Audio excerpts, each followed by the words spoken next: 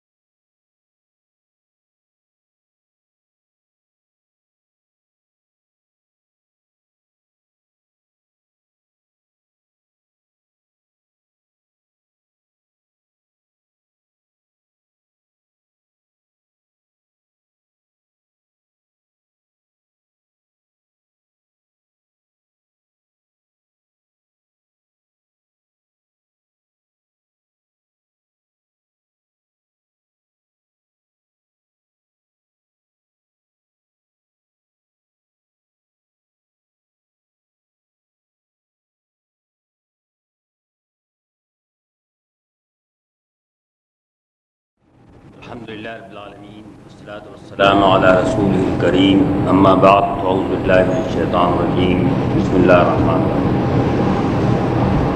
الرحیم۔ سورہ الفاتحہ کے فوراً بعد سورہ البقرہ ہے جو قرآن مجید کی سب سے لمبی صورت ہے۔ اس صورت میں مخاطب کفار و مشرکین نہیں ہیں، بلکہ اس صورت کے مخاطب وہ امت ہے جس کو اللہ تعالیٰ نے اپنی ہدایت کی امانت سپرد کی ہے، اور اس ہدایت کو رہتی دنیا تک انسانوں تک پہنچانے کی ذمہ داری بھی سپرد کی ہے۔ چنانچہ آخری صورتوں کی طرح اس صورت میں توحید اور آخرت کا بیان تفصیل کے ساتھ نہیں ہے، اگرچہ قرآن مجید کا کوئی حصہ بھی ان دو چیزوں کے بیان کے بغیر نہیں ہوتا، لیکن تفصیل کے ساتھ نہیں۔ قرآن مجید کے مشن کو مکمل کرنے کے لیے جو امت بنانا تھی، اس امت کو اس کا مقصد بتایا گیا ہے، اس کی اہمیت جتائی گئی ہے، شہادت کا منصب، ہم نے تم کو امت وسط بنایا۔ ایک بگڑی ہوئی مسلمان امت کا آئینہ سامنے رکھا گیا ہے بنی اسرائیل کا۔ جب امت بگڑتی ہے، اس میں فساد پیدا ہوتا ہے، تو کیسے بگڑتی ہے، فساد کن کن صورتوں سے پیدا ہوتا ہے، اور اس کے بعد اس امت کے شیرازے کو مضبوط کرنے کے لیے خاندانی زندگی، نکاح اور طلاق کے احکام تفصیل کے ساتھ دیے گئے ہیں، اور اپنے مشن کا بوجھ اٹھانے کے لیے جس تقوی کی اور ضبط نفس کی ضرورت ہے، اس کے لیے روزے اور حج کا کیا کام بھی بیان ہوئے، اور پھر اس کام کو کرنے کے لیے جو جہاد ضروری ہے، جو جہاد میں مال خرچ کرنا ضروری ہے، تو انفاق اور جہاد کیا کام دیے گئے ہیں، اور قوموں کے عروج و زوال اور زندگی اور موت کے بہت سارے اسرار و رموز سے بحث کی گئی ہے۔ لیکن اس صورت کے آخر میں دو آیتیں ہیں، آمن الرسول بما انزل الیہ من ربہ سے شروع ہو کر فانصرنا علی القوم الکافرین تک یہ صورت کے آخر میں لگا دی گئی. اور ان آیات کی بڑی فضیلت احادیث میں آئی. حضور نے فرمایا کہ عرش کے خزانوں میں سے یہ خزانہ ہے کہ جو مجھے دیا گیا ہے، اور جو آدمی اس کو رات کو سوتے ہوئے پڑھ لے تو یہ اس کے لیے کافی ہے. حضرت علی رضی اللہ عنہ فرمایا کرتے تھے کہ میں نہیں سمجھتا کوئی مسلمان رات کو سو سکتا ہے اس کے بغیر کہ وہ آیت الکرسی اور سورہ البقرہ کی ان آخری 2 آیتوں کی کو پڑھے. یعنی یہ اتنی، جس طرح سورہ الفاتحہ بڑی جامع ہے، یہ بھی بڑی جامع آیات ہیں جو سورہ البقرہ کے آخر میں جمع کر دی گئی. ایک اور روایت میں آتا ہے کہ حضور نے فرمایا کہ جب میں سدرۃ المنتہا تک پہنچا، جس کا ذکر سورہ نجم میں ہے معراج کے بیان میں، کہ جس کے بارے میں ہم نہیں جانتے وہ کیا چیز ہے، لیکن جہاں سے سارے احکام نیچے نازل ہوتے ہیں اور اوپر سارے امور فیصلے کے لیے جاتے ہیں، تو مجھے وہاں پر جو چیزیں دی گئیں ان میں 5 وقت کی نماز اور سورہ البقرہ کی آخری 2 آیتیں اور توحید کے ساتھ سارے گناہوں کی مغفرت کی بشارت، یہ چیزیں مجھے وہاں پر دی گئیں. تو یہ وہ ان چیزوں میں سے ہے، اس لیے کہ اب امت مکے سے نکل کر مدینے جا کر ایک امت بننے والی تھی، ایک ریاست بننے والی تھی. اس پر پوری شریعت کا بوجھ ابھی تک نہیں تھا اس امت کے اوپر، اب شریعت کا اور قوانین کا بوجھ آنے والا تھا. اور شریعت و قوانین کا بوجھ اٹھانے کے لیے جہاں ایک طرف معاشرہ ضروری ہے، اچھے صالح معاشرے میں ہی آدمی نیک رہ سکتا ہے، بد معاشرے میں نیک رہنا سب جاننے کے باوجود بڑا مشکل ہوتا ہے. اور جس طرح قوانین ضروری تھے جو اللہ تعالیٰ کی طرف سے دیے جائیں جو کہ صالح قوانین ہوں، اس طرح وہ ایمان اور قلب بھی ضروری تھا کہ جو ان سب کو سہار سکے، ان کا بوجھ اٹھا سکے. تو اس ساری شریعت اور دین اور اپنے مشن کا بوجھ اٹھانے کے لیے جس دل کی تشکیل اور تعمیر ضروری تھی، اس کے لیے جو چیزیں ضروری تھیں، وہ اللہ تعالیٰ نے ان آیتوں کے اندر بیان فرمائی.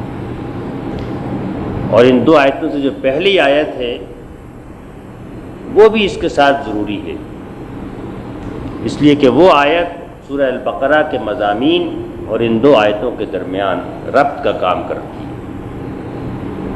وہ ادھر بھی شامل ہو سکتی ہے اور ادھر بھی شامل ہو سکتی ہے. اس کا تعلق پچھلے مضمون سے بھی ہے اور ان 2 آیات کے اندر جو مضمون ہے اس سے بھی ہے. چنانچہ میں انہی 3 آیتوں کا جو پیغام ہے وہ آج آپ کے سامنے پیش کروں گا. اعوذ باللہ من الشیطان الرجیم، بسم اللہ الرحمن الرحیم. فرمایا کہ للہ ما فی السماوات و ما فی الارض وَإِن تُبْدُوا مَا فِي أَنفُسِكُمْ أَوْ تُخْفُوهُ يُحَاسِبْكُم بِهِ اللَّهُ فَيَغْفِرُ لِمَن يَشَاءُ وَيُعَذِّبُ مَن يَشَاءُ وَاللَّهُ عَلَى كُلِّ شَيْءٍ قَدِيرٌ. آسمانوں میں اور زمین میں جو کچھ ہے وہ اللہ کے لیے، اللہ کی ملکیت ہے، اللہ کے قبضے میں ہے، اللہ کے حکم میں ہے، لیکن اس کے اندر سب مانے آئیں گے. تو ہر چیز جو ہے وہ اللہ کی ملکیت ہے، اور جو کچھ تمہارے دلوں کے اندر ہے اس کو تم چھپاؤ یا ظاہر کرو، اللہ تم سے اس کا حساب لے گا. یحاسبکم بہ اللہ. پھر وہ جس کو چاہے گا بخش دے گا اور جس کو چاہے گا عذاب دے گا، اور وہ ہر چیز پر قدرت رکھنے والا ہے. یہ آیت جو ہے اس میں یہ چھوٹا سا جملہ کہ آسمانوں و زمین میں جو کچھ ہے وہ اللہ کی ملکیت ہے، اللہ کے قبضے میں ہے، اللہ کی اختیار میں ہے، اور اب کوئی چیز بھی باہر نہیں رہ گئی. جب کہہ دیا کہ آسمانوں و زمین میں ہر چیز، تو جس چیز کا بھی آپ تصور کریں اللہ کے علاوہ وہ اس میں شامل ہے. کسی چیز کو اس سے باہر نہیں رکھا گیا. اور اللہ کی ملکیت کے معنی یہ ہے کہ وہ دراصل اس پر حکم کا اختیار اسی کو ہے اور کسی انسان کی ملکیت نہیں ہے۔ چنانچہ اللہ نے جتنے احکام دیے ہیں وہ احکام تو اس نے اپنی ہی چیزوں کے بارے میں دیے۔ اگر وہ جہاد کے لیے جان مانگ رہا ہے، انفاق کے لیے مال مانگ رہا ہے، خاندانی رشتوں میں اپنے مقاصد اغراض خود غرضی کی قربانی مانگ رہا ہے، دوسروں کے حقوق ادا کرنے میں وسعت قلب کا متقاضی ہے، سب چیزیں تو اسی کی۔ جو سب کا مالک ہے وہی سب سے بہتر ان کے بارے میں قانون دے سکتا ہے، اور وہ قانون پورا سورہ البقرہ کے اندر بیان ہوا اور آگے بھی بیان ہوں گے۔ اور کیونکہ وہ اس کی ملکیت ہے اس لیے اپنی ملکیت میں تصرف کا حق اسی کو ہے۔ بندے کے پاس ایک امانت ہے، جو کچھ بھی ہے وہ امانت ہے، اس کی اپنی نہیں، اور اس کو اس کا حق تسلیم کرنا چاہیے، اور جو مالک ہے اس کی مرضی کے مطابق ہی بندے کو ان چیزوں میں تصرف کرنا چاہیے، اس لیے کہ مالک کی مرضی کے خلاف تصرف جو ہے یہ تو خیانت اور بددیانتی اور بے ایمانی ہے۔ تو بظاہر تو ایک چھوٹی سی آیت ہے، لیکن دراصل اللہ کی حاکمیت اور اس کی قدرت اور اس کی ملک اور انسان کا اس کے ساتھ تعلق ان سب کو جمع کر دیتی ہے۔ اور پھر یہ بات بھی ظاہر ہے کہ جب وہ مالک ہے اور اس نے امانت دی ہے تو آدمی اس کے سامنے جواب دے دی۔ اگر مجبور ہوتا تو جواب دہی نہیں ہوتی، لیکن وہ اس کو اختیار دیا گیا ہے، وہ چاہے تو شکر کا راستہ اختیار کرے، اور جو اصل مالک ہے اس کی مرضی کے مطابق اپنے وقت کو، اپنے جسم کو، اپنے مال کو، اپنی جان کو اس کی مرضی کے مطابق استعمال کرے، اور چاہے تو بغاوت کی اور نافرمانی کی اور ناشکری کی راہ اختیار کرے۔ لیکن جو بھی کرے کیونکہ وہ مالک نہیں ہے، ملکیت تو اللہ کی ہے، اس لیے اللہ تعالیٰ اس کا حساب دے گا، اور حساب ان چیزوں کا بھی لے گا کہ جو بالکل چھپی ہوئی دل کے اندر ہو۔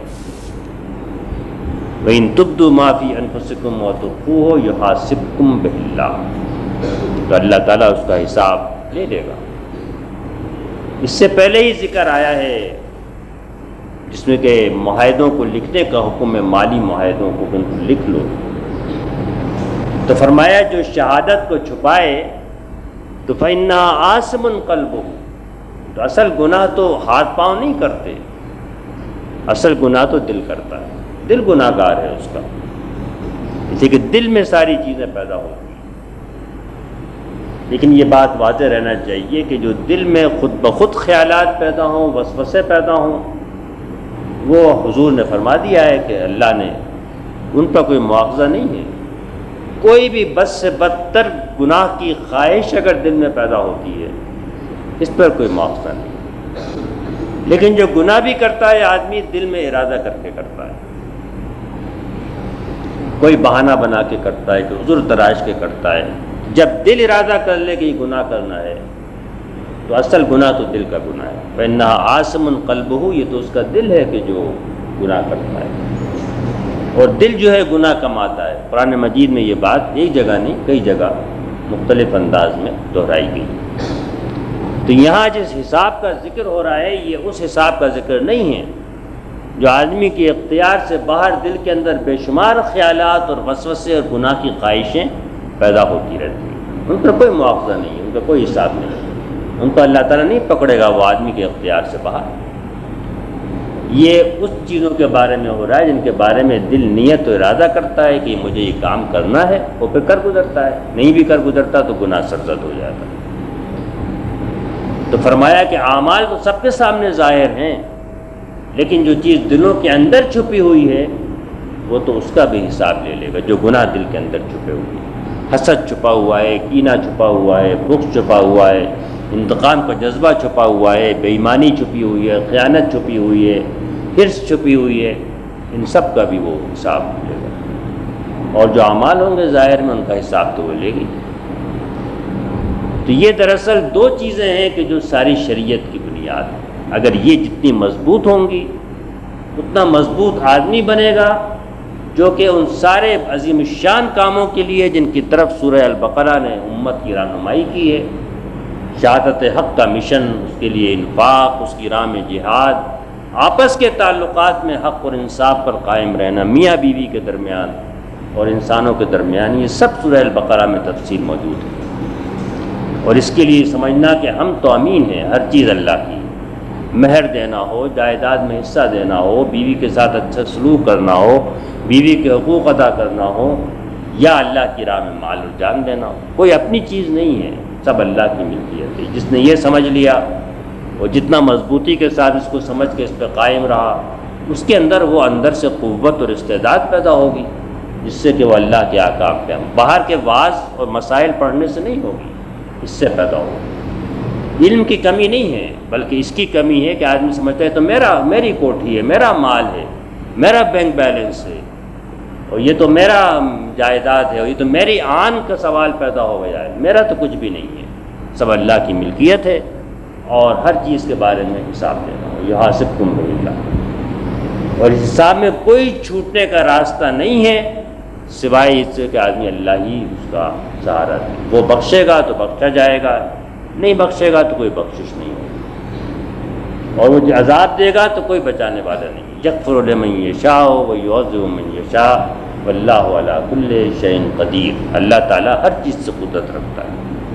تو یہ ایک چھوٹی سی آیت، اس میں وہ سارا جمع ہے کہ جو آگے کے لیے تمہید کا، دیباجے کا، پل کا کام کر رہا ہے، اور پیچھے جو 40-39 رکعات کی رکوع کی صورت ہے، ان سب کے لیے بنیاد فراہم کرتا ہے۔ پھر آگے کی دو آیات شروع ہوتی ہیں، آمن الرسول بما انزل الیہ من ربہ والمؤمنون، رسول ایمان لائے اس چیز کی طرف جو ان کی طرف اس چیز پر جو ان کی طرف اتاری گئی، ان کے رب کی طرف سے، اور سارے مومن بھی ان کے ساتھ ایمان لائے۔ کوئی اصل چیز جو ضروری ہے وہ تو ایمان ہے، اور ایمان کے بغیر شریعت کی اور قانون کی عمارت جو ہے وہ تعمیر نہیں ہو سکتی مضبوطی کے ساتھ۔ جتنا ایمان مضبوط ہوگا اتنا دین مضبوط ہوگا، جتنا ایمان کمزور ہوگا اتنا دین کمزور ہوگا۔ اور ایمان کا تعلق اس طریقے سے ہے کہ بعض احادیث میں یہ آتا ہے کہ جب مومن گناہ کرتا ہے، چوری کرتا ہے، شراب پیتا ہے، زنا کرتا ہے، تو ایمان اس کے دل سے نکل کے باہر چلا جاتا ہے۔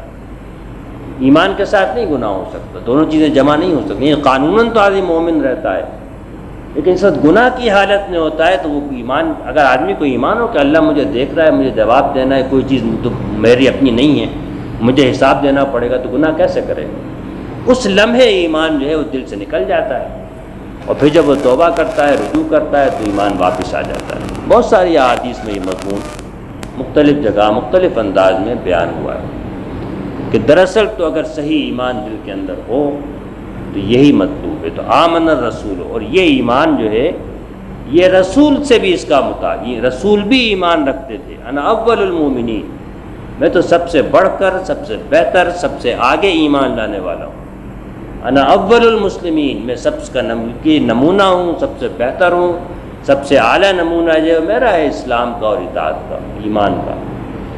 تو یہ تو لیکن رسول کے ایمان میں اور عام لوگوں کے ایمان میں فرق یہ ہے کہ رسول کا ایمان سارا غیب پر نہیں ہوتا، بلکہ اللہ تعالیٰ رسول سے کلام کرتا ہے، اور رسول جو ہے وہ بہت ساری چیزوں کو دکھایا جاتا ہے، اور وہ جانتا ہے، وہ ساتویں آسمان پر بھی گئے، جنت دوزخ کو بھی وہ دیکھتے تھے جس طرح کے دیکھ سکتا ہے۔ تو ان کا ایمان جو ہے وہ سارا ایمان غیب پر مبنی نہیں ہوتا، لیکن امتیوں کا ایمان جو رسول کے ساتھ ہے، والمومنون، ان کا تو سارا ایمان غیب پر ہوتا ہے۔ یہ یہاں مراد جو ہے غیبی امور ہیں جن کی تفصیل ابھی بعد میں آئی۔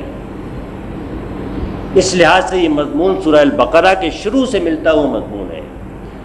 سورہ البقرہ کے شروع میں یہ کہا گیا تھا کہ یعنی اس پکار کے جواب میں، اس صدا کے جواب میں جو سورہ الفاتحہ میں بلند ہوئی تھی کہ اہدنا الصراط المستقیم، ہم کو آپ سیدھے راستے پہ چلا دیجئے، سیدھا راستہ دکھا دیجئے، اس پر سہارا دیجئے، تو فرمایا کہ ذالک الکتاب لا ریب فیہ، یہ کتاب ہے اللہ کی جس میں کوئی شک نہیں ہے کہ یہ اللہ کی طرف سے ہے۔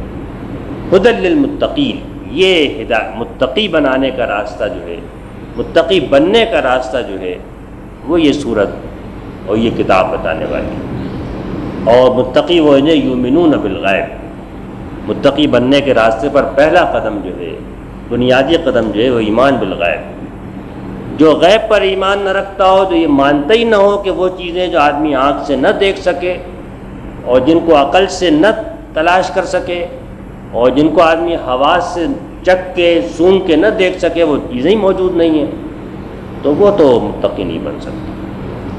تو متقی بننے کے لیے تو اصل پورے دین کی بنیادی، اللہ بھی غیب میں ہے، فرشتے بھی غیب میں ہیں، کتابوں کا نازل ہونا بھی غیب میں ہوا ہے، اور آخرت بھی غیب میں ہے، موت کے بعد بھی سب غیب میں ہے، اور کسی کا کوئی ایسی سائنٹیفک اور عقلی منطقی دلیل نہیں ہے، ثبوت نہیں ہے۔ آدمی سینکڑوں کتابیں صفحات لکھ لے، کوئی ثبوت ایسا نہیں ہے کہ آدمی کہے کہ نہیں بس اب اس کے بعد تو ماننے کے علاوہ کوئی چارہ نہیں۔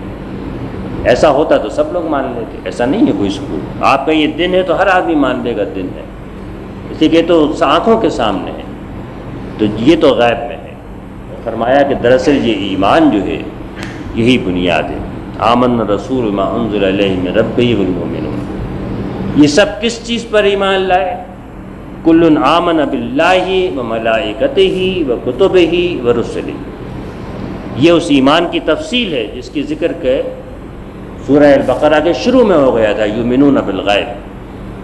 اب یہاں پر اس ایمان کی تفصیل بیان ہوئی کہ یہ اللہ پر ایمان لائے اور فرشتوں پر ایمان لائے اور اس کی کتابوں پر ایمان لائے اور اس کے رسولوں پر ایمان لائے۔ یہ ترتیب اس لحاظ سے نہیں ہے جس لحاظ سے کہ ان کی اہمیت ہے۔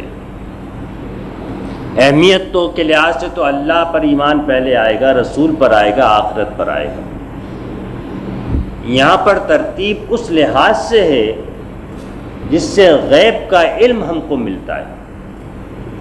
اللہ تعالیٰ اس غیب کا علم فرشتوں کے سپرد کرتا ہے، فرشتے اس کو کتاب کی صورت میں لاتے ہیں اور رسول کے سپرد کرتے ہیں اور رسول سے ہم کو پہنچتا ہے۔ تو یہ ترتیب جو ہے یہ اس کی وہ ترتیب ہے جس کی لائن آف فلو آپ کہنے، یہ رفتار وہ ہے جس کی روح سے پوری ہدایت انسان کو ملی ہے اور ملتی ہے، اللہ کی طرف سے ملتی ہے۔ فرشتے لاتے ہیں، صحیفوں کی صورت میں، کتابوں کی صورت میں لاتے ہیں، رسول تک پہنچاتے ہیں اور رسول پھر سارے انسانوں اور امت تک پہنچاتے ہیں۔ تو یہ دراصل ہدایت کا جو راستہ ہے، اس راستے کے لحاظ سے اس کی ترتیب قائم کی گئی ہے کہ اللہ پر، پھر فرشتوں پر، پھر کتابوں پر اور پھر رسولوں پر۔ اس کے بعد اس میں ایک کتاب کا ذکر بھی نہیں ہے، ایک رسول کا ذکر بھی نہیں ہے، بلکہ ساری کتابوں کتب ہی، حالانکہ ہم تو ایک ہی کتاب قرآن مجید ہمارے پاس ہے، اور رسول ہی، سارے رسول، جبکہ ایک ہی رسول پر ہم کی اتباع کرتے ہیں، پیروی کرتے ہیں، آخری نبی محمد رسول اللہ صلی اللہ علیہ وسلم۔ تو فرمایا لا نفرق بین احد، ہم ان کے درمیان کوئی تفریق نہیں کرتے، یعنی جتنی کتابیں آئیں، جتنے رسول آئے۔ تو گویا یہ اس بات پر ایمان ہے کہ اللہ تعالیٰ سے جو درخواست تھی ہدایت کی شروع میں سورہ الفاتحہ میں، اور جس کے جواب میں یہ کتاب ہمارے ہاتھوں میں ہے، ذالک الکتاب لا ریب فیہ، تو یہ کتاب کوئی انوکھا واقعہ نہیں ہے جو اچانک تاریخ میں ظہور پذیر ہو گیا۔ اس طرح عیسائی سمجھتے ہیں کہ حضرت عیسیٰ میں اچانک خدا نے اپنے آپ کو ظاہر کر دیا، اپنی مرضی کو جس طرح بھی وہ تعبیر کریں، حضرت عیسیٰ کی صورت میں اچانک تاریخ میں ظاہر ہو گئے، اس سے پہلے نہ اس کے بعد وہ موجود نہیں تھے۔ لیکن اسلام یہ تعلیم نہیں دیتا۔ اسلام تو کہتا ہے کہ ہدایت تو روز ازل سے موجود تھی، آدم علیہ السلام کو بھی دی گئی اور محمد رسول اللہ صلی اللہ علیہ وسلم کو بھی دی گئی۔ یہ تو ایک مسلسل جاری سلسلہ ہے، اس میں جہاں آپ زنجیر کو توڑ دیں گے وہاں پر پورا اللہ کی ہدایت کا نظام درم برم ہو جائے۔ تو قرآن مجید تو مصدقا لما بین یدہ، جو پہلے ہو چکا سب کی تصدیق کرتا ہے، اس کو جمع کرتا ہے، اس کو اپنے اندر لا کر تازہ کر دیتا ہے۔ چنانچہ قوموں کو قرآن کی دعوت یہ نہیں ہے کہ ہم تمہیں کوئی نئی چیز پیش کر رہے ہیں، بلکہ یہ مسلمان کو شریعت پر عمل کرتے ہوئے یہ بڑا سکون و سہارا ہے کہ یہ تو وہ دین ہے جس کی بنیاد پر یہ شریعت ہم کو دی گئی ہے، کہ جو ازل سے چلا آ رہا ہے اور چلتا رہے گا، قائم ہے۔ پھر اس کے بعد اپنے اندر شریعت پر عمل کے لیے قوت اور سہارا دیتی ہے۔ اللہ تو خیر ہے ہی، اللہ پر ایمان، وہی حاکم ہے، وہی دینے والا ہے، ہر چیز اس کی ملکیت ہے، کوئی اس کا شریک نہیں ہے، وہی پرورش کر رہا ہے، وہی رحمت کے ساتھ برتاؤ کر رہا ہے، وہی انصاف کے دن کا مالک ہے۔ اللہ کے لفظ کے اندر تو ہر چیز شامل ہو گئی، جو بھی اللہ کے بارے میں قرآن مجید نے تفصیل بیان کی ہے وہ سب اس کے اندر آ گئی۔ آمن باللہ، فرشتے تو آدمی دیکھتا نہیں ہے، غیب کے اندر ہے، اللہ نے علم دیا ہے کہ فرشتے ہیں، لیکن یہ فرشتوں پر ایمان بھی سہارا ہے کہ ایک ایسی نورانی مخلوق موجود ہے، اللہ کی طرف سے نیکی کی ایک ایسی نورانی مخلوق موجود ہے کہ جو ہر جگہ ہمارے ساتھ ہے اور ہمارا سہارا بنتی ہے۔ غزوہ بدر میں لڑ رہے ہوں تو وہ اتر کے ہمیں سہارا دیتے ہیں، اور آدمی اللہ کو کہے کہ یہ میں ہمارا رب ہے، قالوا ربنا اللہ ثم استقاموا، اس پر جم جائے تو ان پر بھی فرشتے نازل ہوتے ہیں، دنیا میں بھی نازل ہوتے ہیں، آخرت موت کے وقت بھی نازل ہوتے ہیں، قبر میں بھی آتے ہیں، ہر وقت ساتھ دینے کو تیار ہیں۔ تو یہی سے جو آدمی محدود کر دے اپنے آپ کو ان مادی قوتوں میں کہ مال دولت یہی سب سہارا ہے، وہ تو ایک بہت ہی تنگ گھاٹی کے اندر اس نے اپنے آپ کو محصور کر دیا۔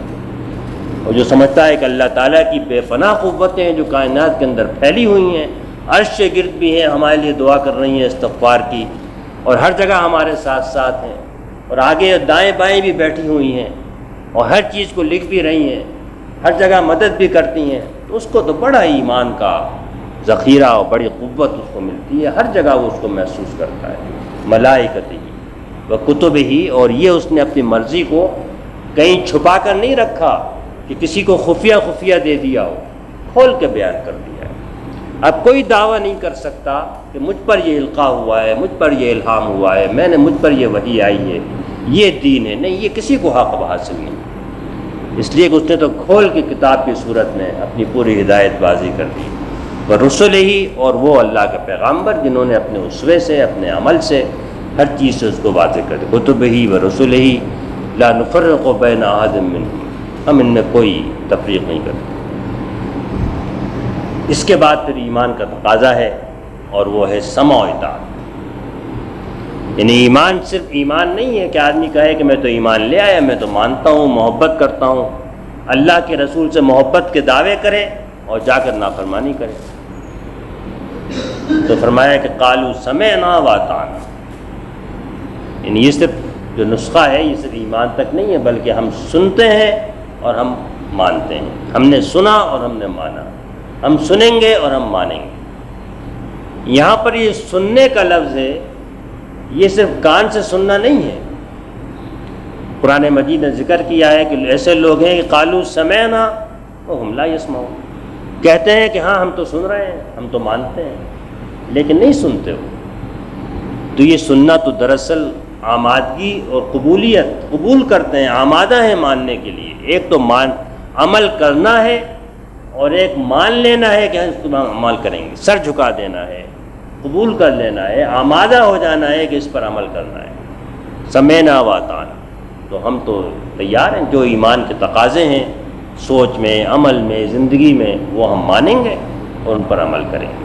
تو عمل کے علاوہ تو کوئی راستہ نہیں ہے شریعت پر عمل کا۔ جو لوگ سمجھتے ہیں دعا کریں گے اللہ توفیق دے عمل ہو جائے گا، نہیں ہوگا۔ جو سمجھتے ہیں کہ بس کوئی واعظ کہے گا اور ہم عمل کرنے لگیں گے تو اس سے نہیں، عمل تو اپنے کرنے سے ہوگا۔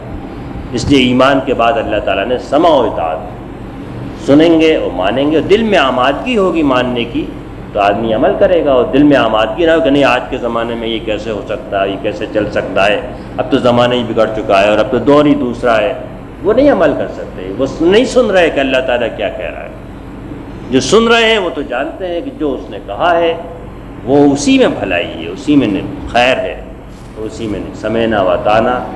لیکن بندہ جب یہ کہتا ہے تو کانپتا ہے اور لرزتا ہے، اور جانتا ہے کہ سمع و اطاعت اور ایمان کا راستہ جو ہے یہ تو جیسا اس کا حق ہے، یہ تو چلنا ممکن نہیں ہے ایک ضعیف اور کمزور بندے کے لیے۔ اپنا عجز اور اپنی کمزوری اور اپنی درماندگی اور اپنی محتاجی یہ تو بندہ خوب جانتا ہے. جہاں کہتا ہے غفرانک ربنا، رب تیری مغفرت. یہ نہیں کہا تیری مغفرت چاہیے، یہ تو قرآن کا مختصر کلام کا انداز ہے. تیری مغفرت، تیرا رحم. کیا چاہیے؟ تیرا رحم، تیری مغفرت. اس کے بغیر تو نہ ایمان کا راستہ طے ہو سکتا ہے، نہ شہادت حق کا مشن پورا ہو سکتا ہے، نہ انفاق اور جہاد کا تعلق ہو سکتا ہے، نہ گھر میں بیوی بچوں کے ساتھ، بیویوں کے ساتھ اور شوہروں کے ساتھ اور دوسرے جو سارے اسلام نے احکام دیے ہیں ان کی تعمیل ہو سکتی ہے. ان کے اندر تو لغزشیں ہوں گی، کوتاہیاں ہوں گی. غفرانک ربنا وإلیک المصیر، اور تیری ہی طرف لوٹنا ہے. تیری طرف لوٹنے کے معنی یہ ہے کہ سارے معاملات دنیا میں بھی تیری طرف لوٹیں گے، اور آخرت کا عقیدہ تو اس کے اندر موجود ہی ہے کہ بالآخر تو تیرے پاس آنا ہے. اس کا ذکر پہلے نہیں ہوا تھا، اگر آپ غور کریں. کل آمن باللہ وملائکتہ وکتبہ ورسلہ، اس میں شامل ہے آخرت، سے کتابوں میں موجود ہے، رسولوں نے بھی تعلیم دی ہے. لیکن یہاں پر آخر میں لا کے الگ سے ذکر کیا، اس لیے کہ جگہ جگہ سورہ بقرہ میں یہی ذکر ہے، اللہ پر ایمان، آخرت میں جواب دہی، حساب. جس نے یہ دو چیزیں کہ اللہ سے ملاقات کرنا ہے، حساب دینا ہے، اور اللہ کو سب کچھ سمجھ لیا، اس کے اندر وہ قوت اور استعداد پیدا ہوگی جس سے کہ وہ دین پر چل سکتا ہے.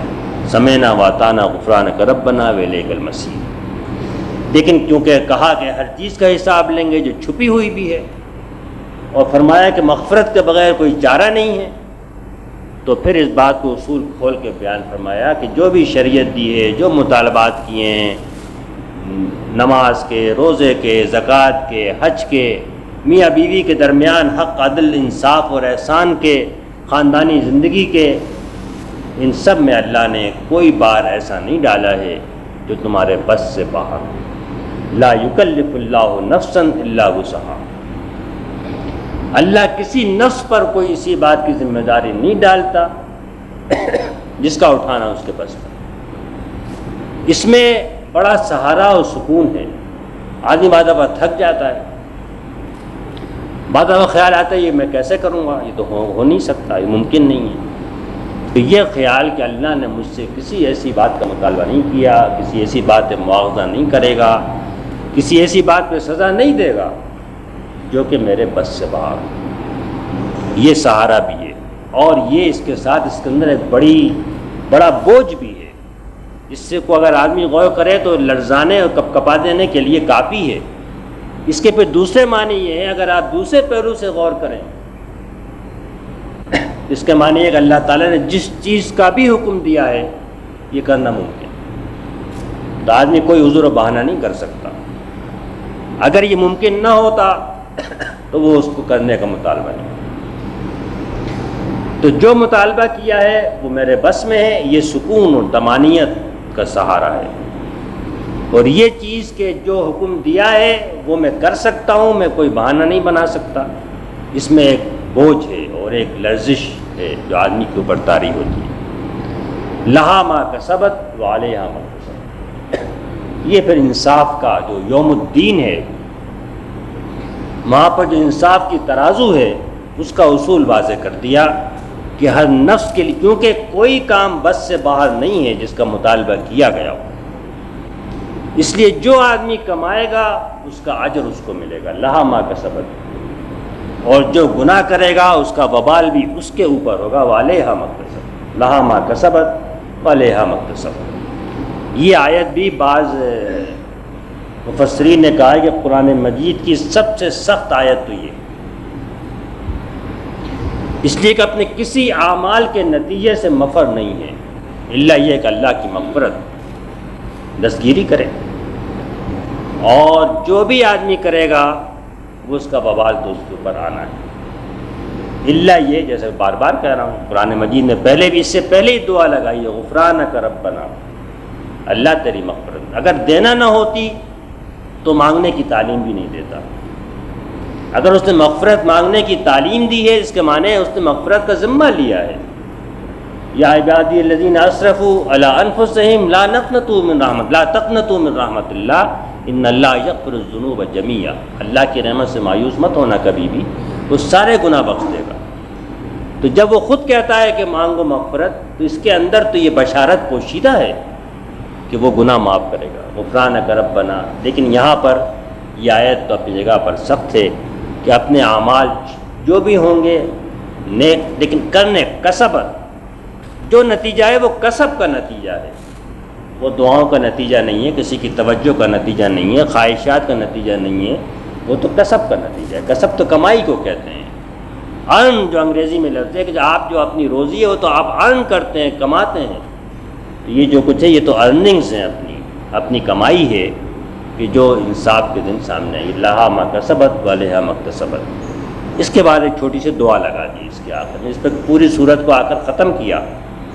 اور یہ دعا جو ہے، یہ دعا تو مانگنے کا بھی پیرایا ہے، جیسے سورہ فاتحہ سے دعا سے بات شروع ہوئی تھی، اہدنا الصراط المستقیم، اور پھر پورے راستے کا تفصیل سورہ بقرہ کے اندر موجود ہے صراط مستقیم کی، اور پھر اس راستے پر چلنے کے لیے جو زاد راہ چاہیے، ایمان کا، اللہ کی ملکیت کا تصور کا، اللہ کے سامنے حساب کا، اس کا بیان بھی ہو گیا۔ تو اب اس کے بعد یہ دعا جو لگائی، اس میں دراصل تعلیم بھی ہے اور دعا بھی۔ ربنا لا تؤاخذنا ان نسینا او اخطانا، اگر ہم سے بھول ہو جائے، خطا ہو جائے، اس پر ہم کو مواخذہ نہ کیجیے۔ حالانکہ ظاہر ہے کہ وہ نہیں کرے گا، لیکن یہ دراصل ایک تو تعلیم ہے کہ اپنی بھول چوک سے، خطاؤں سے مایوس ہونے کی، دل گرفتہ ہونے کی کوئی ضرورت نہیں ہے، لیکن یہ کہ دعا کے پیرائے میں اپنی محتاجی اور اللہ پر انحصار، اس کے آگے فقیری، یہ تو ضروری ہے۔ اگر آدمی بے نیاز ہو جائے اللہ سے تو بے نیازی تو سب سے بڑا شرک و کفر ہے۔ اللہ کوئی آدمی انکار نہ کرے لیکن سمجھے کہ اللہ کے بغیر ہی سب کچھ ہو سکتا ہے اور ہو رہا ہے، میں کچھ کر سکتا ہوں، یہ تو بہت بڑا شرک ہے، اللہ کو بڑا سخت ناپسند ہے استغنا جو ہے، کہ آدمی اللہ سے بے نیاز ہو جائے۔ تو یہ سب وعدوں کے باوجود بھی یہ دعا ضروری ہے کہ مغفرت ہو، بخشش، لا تؤاخذنا ان نسینا واخطانا، ربنا ولا تحمل علینا اصرا کما حملتہ علی الذین من قبلنا۔ من قبلنا کا ذکر اس لیے ہوا، ہم سے پہلے جو لوگ ہیں، جو جیسا بوجھ ان پر ڈالا ویسا بوجھ ہم پر نہ ڈالنا، اس لیے کہ پوری سورہ البقرہ بنی اسرائیل کے ذکر سے بھری ہوئی ہے، کس طرح انہوں نے اللہ کی نافرمانی کی، آیات کا انکار کیا، انبیاء کو قتل کیا، اللہ سے اپنے عہد کو توڑا، ذلت و مسکنت ان کے اوپر مسلط ہوئی۔ تو یہ معلوم ہے کہ وہ کوئی بوجھ ایسا نہیں ڈالے گا جس کو ہم نہ اٹھا سکیں، لیکن پھر بھی بندے کا کام ہے کہ وہ ہاتھ پھیلائے اور کہے یہ پورے لوگ جو پرانے گزر گئے ان کی طرح ہم کو آزمائش میں نہ ڈالنا، ان کی طرح ہم پر بوجھ نہ ڈالنا۔ اور شریعت کے معاملے میں بھی یہی بات ہے، اور اللہ نے اسی لیے مسلمانوں کو شریعت دی، تو کہا کہ الدین یسر، حضور نے فرمایا قرآن میں بھی ہے کہ دین آسان ہے، نیسرک للیسرا، ہم تم کو آسان کر دیں گے اس چیز کے لیے کہ جو آسان ہے، بالکل تمہاری فطرت کو، تمہاری زندگی کو اس کے مناسب بنا دیں گے جو آسان راستہ، الجسرا، آسان راستہ ہے۔ اس طرح کما حملتہ الذین من قبلنا ولا تحملنا ما لا طاقت لنا، ربنا ولا تحملنا ما لا طاقت لنا، اور جس کی ہم میں طاقت نہ اٹھانے کی وہ بوجھ بھی ہم پر نہ ڈالنا۔ یہ بات بھی اگرچہ اس آیت کے اندر پوشیدہ ہے کہ لا یکلف اللہ نفسا الا وسعہا، لیکن بندہ تو جب بوجھ دیکھتا ہے شریعت کا اور دین کا اور ایمان کا تو لرزتا ہے اور کانپتا ہے، اور پھر وہ کہتا ہے کوئی ایسی آزمائش نہ آئے دین کی راہ میں، شریعت کو پر چلنے کی راہ میں، تیری اطاعت کی راہ میں، جس کی طاقت ہمارے اندر نہ ہو۔ اس کے بعد پھر مغفرت کی، تو مغفرت کی اور عفو کی اور رحمت کی دعائیں، فاعف عنا واغفر لنا وارحمنا، معاف فرما دے، یعنی یہ معافی کی درخواست تو بار بار ہو رہی ہے اور ہر ایک الگ پہلو سے ہو رہی ہے جس کی تفصیل میں جانے کا وقت نہیں ہے، لیکن یہ کہ ہر ایک الگ الگ پہلو سے ہو رہی ہے، لیکن یہاں پر فرمایا کہ عفو درگزر سے کام لے، مغفرت فرما دے اور رحم فرما۔ رحم تو ان سب کی جامع ہے، عفو ہو، مغفرت ہو، شریعت ہو، دین ہو، یہ سب تو رحمت کا نتیجہ ہے۔ فاعف عنا واغفر لنا وارحمنا انت مولانا، تو ہی آقا ہے، تو ہی مالک ہے، فانصرنا علی القوم الکافرین، کیونکہ پوری سورہ البقرہ امت کا جو مقصد ہے کہ وہ اللہ کے دین کو لے کر کھڑی ہو، اس میں جہاد کا، انفاق کا بڑے احکام ہیں سورہ البقرہ کے اندر، صرف خاندانی زندگی کے نہیں ہیں، روزے کے نہیں ہیں، حج کے نہیں ہیں، बल्कि बड़ी सूरत जो है जिहाद और इन्फाक के ऊपर मबनी है। चुनांचे ये तो मोमिन को मालूम है कि जब शरीयत को लेकर खड़ा होगा तो फिर तो कशमकश होगी, जिहाद होगा, और इस कशमकश और जिहाद में अल्लाह की मदद के बगैर कामयाबी मुमकिन नहीं है। तो फंसुरना अलल कौमिल काफिरीन, इस पर आकर ये सूरत ख़त्म होती है। ये वो दो आयतें जिनको हुजूर ने फरमाया कि ये मुझे अर्श के ख़जानों में से दी गई हैं, और मेराज के वक्त मुझे जो तहाइफ दिए गए उनमें ये दो आयतें हैं। और मुसलमान को रात को सोए तो इनको पढ़ना चाहिए, और दिन में जिस वक्त भी पढ़ सकता हो पढ़ना चाहिए, इसलिए कि जामे हैं उन सारी तालीमात की कि जो सूरह अल-बक़रा के अंदर बयान हुई।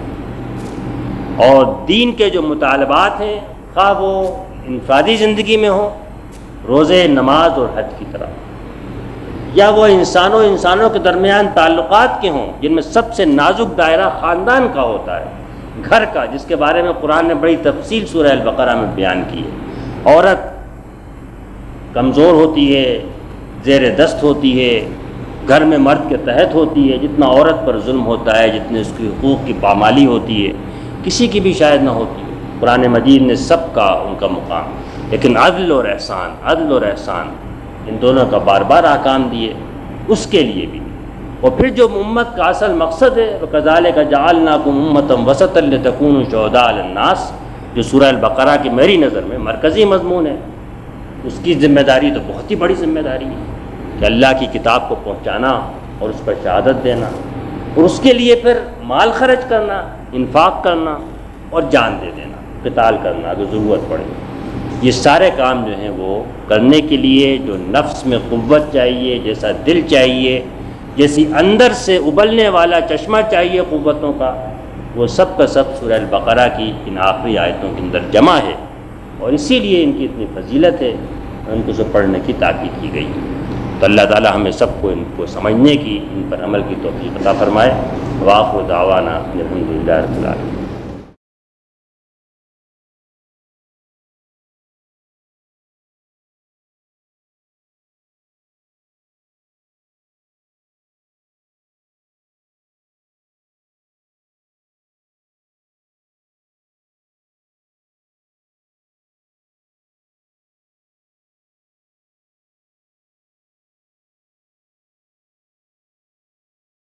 من الشيطان الرجيم. بسم الله الرحمن الرحيم.